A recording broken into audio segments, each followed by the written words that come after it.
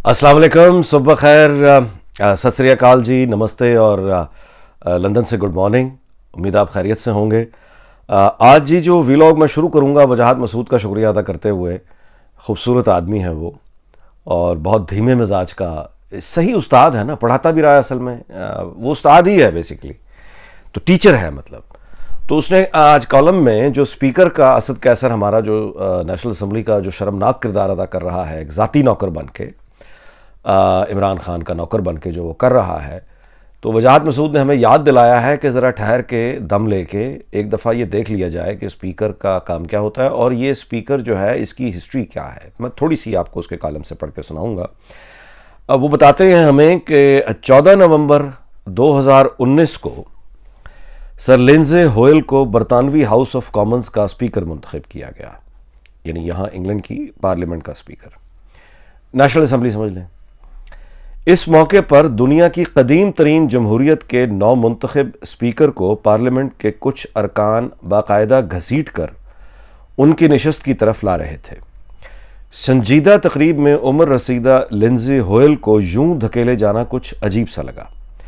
ठीक एक माह के बाद 5 दिसंबर 2019 को एंथनी रोटा कनाडा के हाउस ऑफ कॉमन्स में स्पीकर मुंतखब हुए तो वज़ीर आज़म जस्टिस ट्रूडो और कायदे हिस्ब इख्तलाफ एंड्रयू शेर नौ मुंतखब स्पीकर को बाकायदा घसीटते हुए उनकी नशिस्त की तरफ लाए।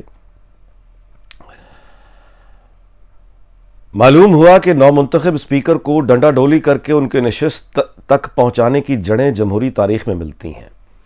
अज़्म वुस्ता में स्पीकर का मनसब पार्लियामेंट के मुतालबात और शिकायत को बादशाह तक पहुंचाता था। यह एक पुरखतर फ़र्ज था क्योंकि नाखुशगवार पैगामात पहुंचाने पर गैज़े सुल्तानी की तलवार स्पीकर की गर्दन पर गिरती थी।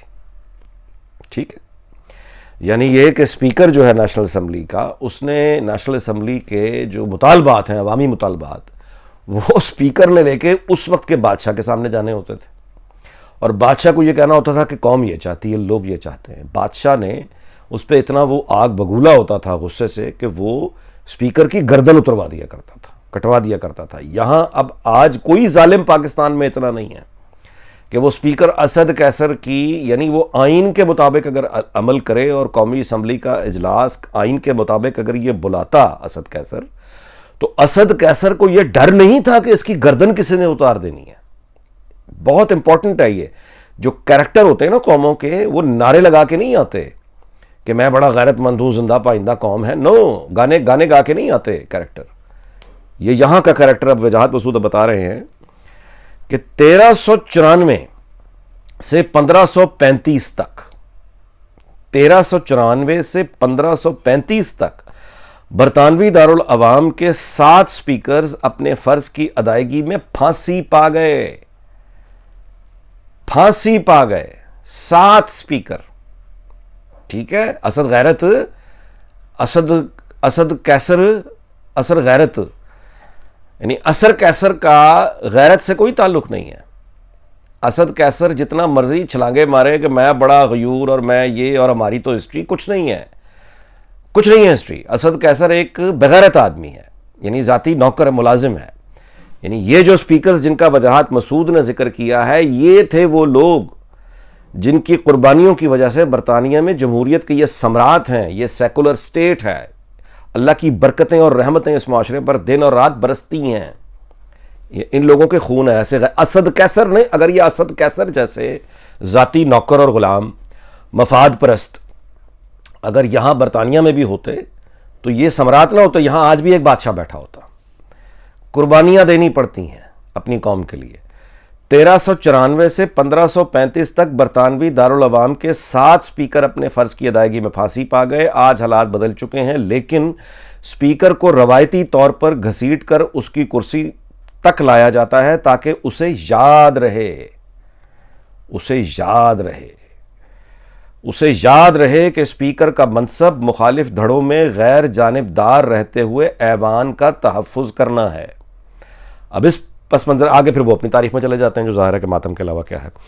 लेकिन आपसे मैं गुजारिश करूं कि ये जो सम्राट है ना, ये असद कैसर, ये जो तब्दीली, ये इंग्लैंड वो अपना इमरान खान, इंग्लैंड से मैंने बड़ा सीखा। इंग्लैंड में मैंने अभी तक इंग्लैंड को बेच रहा है कि मैंने वहाँ 26 गर्मियाँ गुजारी हैं, मैंने वहाँ 27 गर्मियाँ गुजारी हैं, और इंग्लैंड से ये इसने सीखा है कि एक ज़ाती मुलाजिम नौकर को, यानी जिसकी ख्वाहिश ये है कि वो इमरान खान के जूते भी पॉलिश करे, उसकी घास काटे घर की, उसको नौकर को उसने स्पीकर बनाया।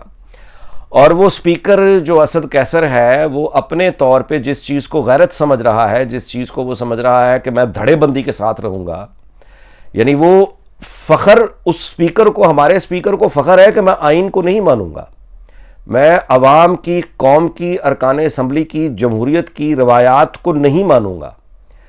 वो ये कह रहा है कि उसे ज़ाती नौकर गुलाम होने पर फ़ख्र है, वो गुलाम होने को तरजीह देगा।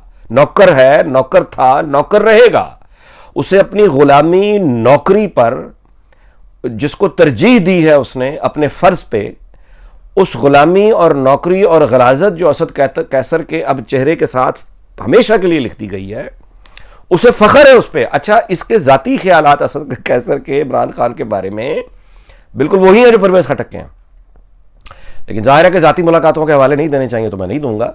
लेकिन अब ये यानी टबैको इंडस्ट्री है या ये अपना कुछ धड़े मतलब बंदी है असद कैसर की, या इसने हर यानी ज़ाती मुलाजिम, ज़ाती नौकर, ज़ाती चीज़ों को आगे रख के इसने आइन को पीछे कर दिया। चले तो उसने भी जाना है, चले ये भी गए। ये जो 7 स्पीकर वजाहत मसूद ने हमें, ये जो यहाँ की नेशनल असम्बली के वो स्पीकर्स जो वजाहत मसूद ने हमें तारीखों के साथ बता दिए कि वो जो 7 स्पीकर जिनको फांसी चढ़ना पड़ा, वो भी दुनिया से चले गए। अगर वो असद कैसर बन जाते तो दुनिया से वो उन्होंने तब भी चले जाना था। हमेशा के लिए तो ज़ात अल्लाह ताला की है। चले इसने भी जाना है असद कैसर ने, लेकिन जिस तरह से उन 7 स्पीकर्स का इज्जत और उनका एहतराम जो यहां की नेशनल असम्बली के थे, जिन्होंने अवाम और अवामी फोरम की जो मुतालबात हैं वो बादशाह को जाके बताते थे, उसके सामने खड़े होके। ये जो कहते हैं ना कि बेहतरीन जहाद जाबिर सुल्तान के सामने कलमा हक कहना है, वो यहां हो रहा था। ये जाबिर सुल्तान, जाबिर बादशाह के सामने जाके जहाद करते थे, सच बोलते थे, जानते हुए कि ये सच बोलना मुझे फांसी पे चढ़ा सकता है। यानी बादशाह को अगर गुस्सा चढ़ गया तो फांसी पे चढ़ा देगा, लेकिन एक फांसी पे चढ़ा, दूसरा फांसी पे चढ़ा, तीसरा फांसी पे चढ़ा, चौथा फांसी पे चढ़ा, छठा फांसी पे चढ़ा, 7वां फांसी पे चढ़ा। मुतालबात बादशाह को पहुंचाते रहे, पहुंचाते रहे, पहुंचाते रहे। अपने हकूक के लिए खड़ा होना छोड़ा नहीं इन्होंने। यह भी हकीकत पसंद हो सकते थे। यहां भी बड़ी धड़ेबंदियां थी। यहां पे तो जागीरदारी का निजाम तो था ही असल में बरतानिया में। हमारे यहां तो यही लेकर आए थे, वरना हमारे यहां मुगलों के ज़माने में जागीरदारी का वो निज़ाम नहीं था जो आज है, जो अंग्रेज़ छोड़ के गए थे। मुगलों के ज़माने में तो आपके इल्म में है कि वो जागीर जो है वो बादशाह की तरफ से अता होती थी, और जागीरदार जब मर जाता था तो उसके बेटे को यानी के बजाय वो बादशाह को वापस मुंतकिल होती थी। यानी जागीरदार और ज़मींदार का फ़र्क ये होता था कि ज़मींदार वो होता था जो अपने इलाके पर हुकूमत करता था, किसानों से मालिया लेता था, और बादशाह अपना हिस्सा रख के बादशाह को दे दिया करता था।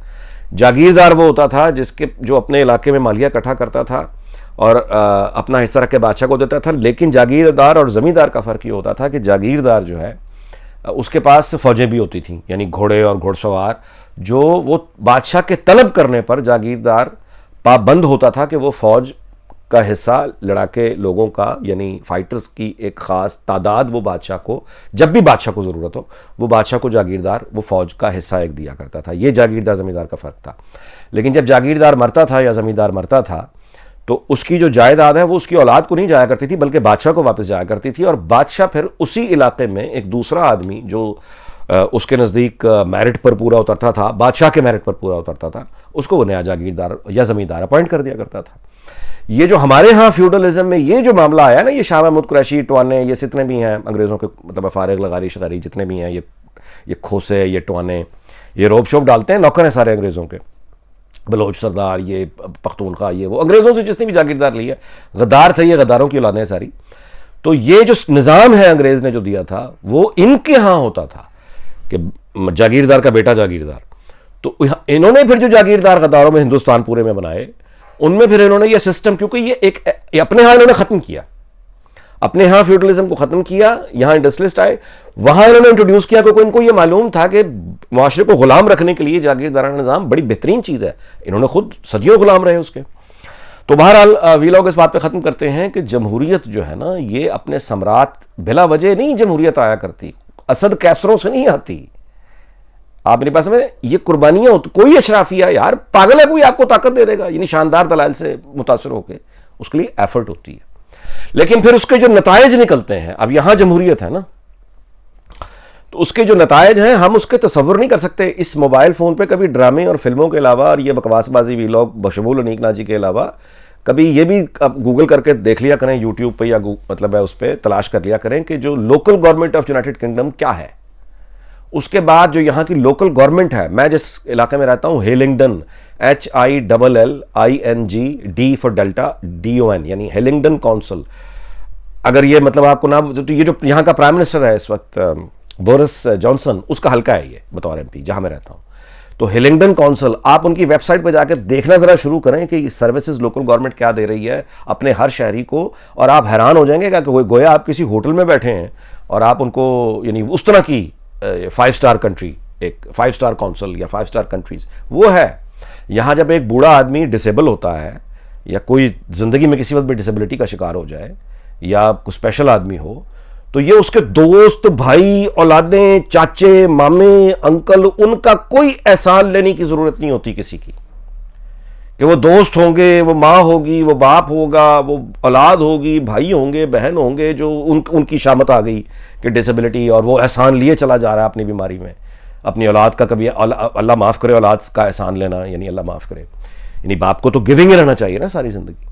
तो अब यहाँ पे मतलब है कोई डिसेबिलिटी का शिकार है, वो लोकल गवर्नमेंट से कहेगा, वो उसके नाश्ते का इंतज़ाम करेंगे, उसके दोपहर के खाने का इंतज़ाम करेंगे, उसके शाम के स्नैक्स का इंतज़ाम करेंगे, रात के खाने का इंतज़ाम करेंगे, उसको वॉशरूम जाने में प्रॉब्लम है, एक हेल्थ केयर प्रोफेशनल उसके साथ होगा, उसका बिस्तर बनाएगा, उसके घर ठीक करेगा। वो भाई उसका काम ही नहीं है, मतलब एक आदमी जो बुजुर्ग है, पेंशन पे आ गया है, तो ये उसका काम ही नहीं है कि वो अपने किसी तकलीफ़ के लिए अपने किसी औलाद को, किसी दोस्त को तकलीफ़ दे, उसका एहसान ले। खाने के लिए पैसे नहीं है, कुछ प्रॉब्लम आ गई है, गवर्नमेंट इज़ देयर, गवर्नमेंट इनका माँ बाप है। यहां ये लोकल गवर्नमेंट है, आपसे पूछ रही है, उनकी वेबसाइट पे जाके देखें तो सही भाई। मेरे यानी आपसे मैं बार बार जाती मिसालें देना अच्छा नहीं लगता, लेकिन चूंकि मैं तजुर्बा है इसलिए बता रहा हूं कि पाकिस्तान के यानी जो लाहौर में बेहतरीन, मेरी औकात से ज्यादा मैंने फीस दी है अपने बच्चों के स्कूल्स की, इतने महंगे, और मैं उनकी बुराई नहीं कर रहा, यानी वो अच्छी जगह अपने स्कूल हैं, यहां मेरे बच्चे फ्री जा रहे हैं। यहां भी प्राइवेट स्कूल्स हैं, लेकिन जाहिर है कि वो मेरी पहुंच से बहुत दूर है, जो मेरी पहुंच में है, जो मैं अफोर्ड करता हूं, मैं वो यानी उससे बेहतर मैं समझता हूं कि ये यहाँ के जो आउटस्टैंडिंग ऑफस्टैंड ने जिनको बनाया हुआ है वो उसमें जाएं या फिर ग्रामर स्कूल में जाएं। और ग्रामर स्कूल यहाँ का किसी भी प्राइवेट स्कूल से बहुत आगे है, क्योंकि वो स्कॉलरशिप पे, सिर्फ स्कॉलरशिप पे मिलता है। बट एनीवे फ्री है, मतलब मेरे बच्चे यहाँ भी 1 साल से सिर्फ जा रहे हैं स्कूल्स में, फ्री, कोई मैं फीस नहीं दे रहा उनकी, को मुकाबला ही नहीं है वहाँ के स्कूल्स के साथ यहाँ के एजुकेशन का। मतलब उनकी अब जो गुफ्तगू मैं सुनता हूँ ईयर 7 ईयर 5 के बच्चे, और जो वो गुफ्तगू शुरू करते हैं नेल्सन मंडेला कौन है, और मतलब है कि वो टाइमलाइन बताना मुझे शुरू हो जाते हैं, मैं उनसे कोई गुफ्तगू करूँ तो बाज़-औक़ात वो सारी नई चीज़ें मुझे बता रहे होते हैं। मतलब मैं आपको गुजारिश कर रहा हूँ कि ये होते हैं जमहूरियत के सम्राट। जब ये आती है अवामी हुकूमत, मेरी बात आप समझ रहे हैं कि स्कूल आपका बच्चा जा रहा है, नाश्ता स्कूल में बेहतरीन मिलेगा, वो आप घर में कितना भी अच्छा नाश्ता उसको देंगे तो वो 1 या 2 चॉइसेस देंगे ना, तो स्कूल में जो उसको मिल रहा है पूरी रेंज है, बुफे है, और माँ बाप उसका है नहीं, तो वो सोशलाइज करते हैं बच्चे एक दूसरे के साथ। टेबल मैनर्स सीखना वहीं से शुरू करते हैं, स्कूल सिखाता है, दोपहर को खाना स्कूल खिलाता है, फिर वही क्यू में कैसे लगना है, आपने अपना खाना कैसे ट्रे में डालना है, आपने टेबल पे कैसे बैठना है, टेबल मैनर्स क्या है, खाने का तरीका क्या है। तो तालीम नहीं है, तरबियत भी हो रही है। तो ये होती है अवामी जमहूरियत के, इस तरह थ्रू स्कूल एक रियासत अपने शहरी से बचपन से राब्ता बराह रास्त कायम करती है, क्लास 1 से, बल्कि प्ले ग्रुप से, और वहां से लेकर ऊपर तक वो उसके साथ खड़ी होकर उसे बता रही होती है हुकूमत कि रियासत होगी माँ के जैसी। यहां बता रही होती है कि हम तुम्हारे साथ खड़े हैं, घबराना नहीं, नौकरी मिलती है नहीं मिलती है, कारोबार नहीं चल पाया, भूखे नहीं मरने देंगे, तुम्हारे घरों के हीटर जो है ये नहीं होगा। ये एक अलग बात है कि हमारे कम्युनिटी के जो लोग हैं माशाल्लाह, वो ये जो यहाँ पे बेनिफिट्स पे ये सारे इनसे बेनिफिट्स लेते हैं। अल्हम्दुलिल्लाह मुझे अभी तक इनसे कोई तरह का कोई बेनिफिट लेने की नौबत नहीं आई, आज तक तो नहीं लिया, लेकिन हमारे वो लोग जो बेनिफिट लेते हैं, यानी इनसे वजीफा भी लेते हैं, घर के पैसे भी लेते हैं, पैसे कैश पकड़ते हैं इनसे, दिन रात इन्हीं को गालियां निकाल रहे होते हैं और कह रहे होते हैं कि ये काफिर है। अब आप अंदाजा लगाए कितने नाशुक्रे लोग हैं हम। ये कोई तरबियत नहीं है ना हमारी। चलें, बस बहुत ही लंबा हो गया वीलॉग, आई एम सॉरी। तो बस इस बात पे वीलॉग ख़त्म करते हैं। अल्लाह ताला पाकिस्तान को शाद और आबाद रखे। अगले वीलॉग में मुलाकात होगी। अपना ख्याल रखिएगा। अल्लाह हाफ़िज़।